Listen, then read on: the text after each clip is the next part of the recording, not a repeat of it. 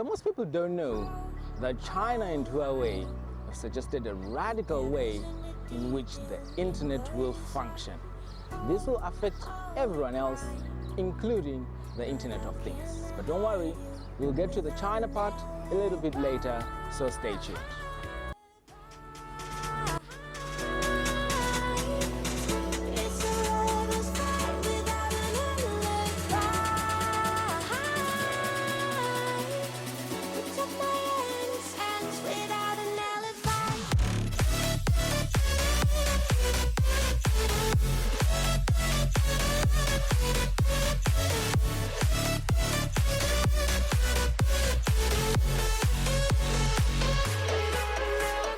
Hey guys, my name is Promise and I talk about technology and how it impacts us in our daily life.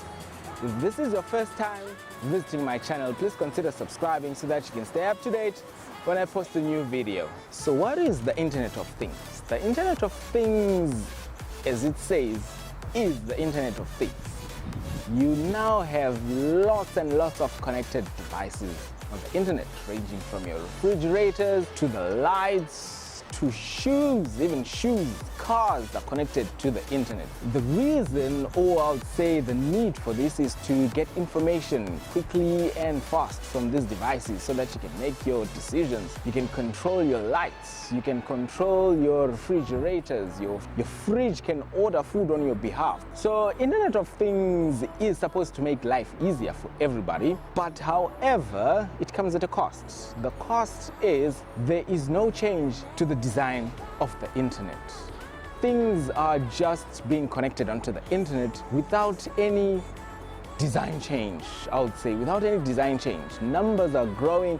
Right now you have about 5.8 billion IoT devices on the internet. But the underlying internet itself, there has been no change to it. So now this brings us to the shortages that the Internet of Things has partly brought onto the internet. The first thing is a shortage of IPv4 addresses. And this shortage of IPv4 addresses, this was mitigated by introducing IPv6, and now we have lots and lots of IP addresses. But then again comes the question of the internet itself. There is no redesign that's happening. If we look at the internet, it's just the speed which is going up, but the underlying technology is not changing. It's just the speed. At one time we were at dial-up and now we are running 4G, 5G. So it's the speed that's going up, but the actual underlying technology is the same. As the internet grows, the growing part is service providers connecting to each other. A new service provider comes and they connect to the internet. A new service, so that's the growing part of the internet. There is no innovation that's actually coming.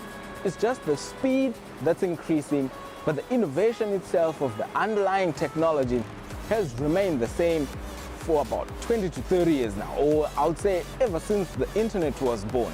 The underlying technology has remained the same. According to China and Huawei, the TCP IP, that is the foundation of the internet, they consider it unstable and vastly insufficient to cater for the digital world by 2030. That's why they are pushing to introduce this new thing called new IP. But what exactly is the new IP? Nobody really knows yet. But what China and Huawei are saying, that this will make the internet much faster. It will also have new features in it. It will also guarantee bandwidth of the devices that are connected, which is a good thing. And it's also meant to lower latency, which is also a good thing. But what exactly it does right now, nobody really knows yet. Begs the question, is the internet up for a major overhaul? Considering the fact that TCP IP hasn't changed for quite a long time, that's the underlying protocol that's running the internet at the moment. So if you look at it, only the speed is changing. Only the speed the connection to the internet is the one which is growing faster and faster, and the applications themselves, they are changing over time. But what's happening in the middle, that's not changing. That has remained the same for quite some time.